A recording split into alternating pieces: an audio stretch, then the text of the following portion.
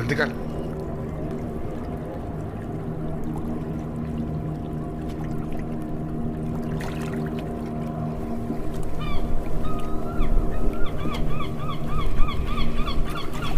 काही घडलं नाही आहे, सगळं काही अलबेलच आहे.